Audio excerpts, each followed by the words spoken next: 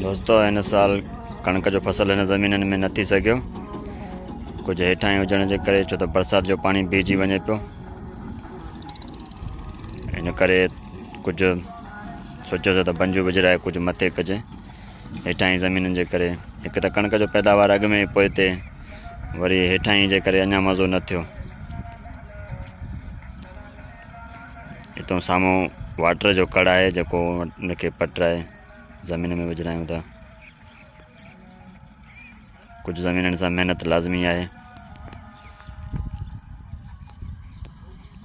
छो त ख़ाली पीली बिना ख़र्च करण जे छा जे त ज़मीन बे पैदावार नथो ॾिए।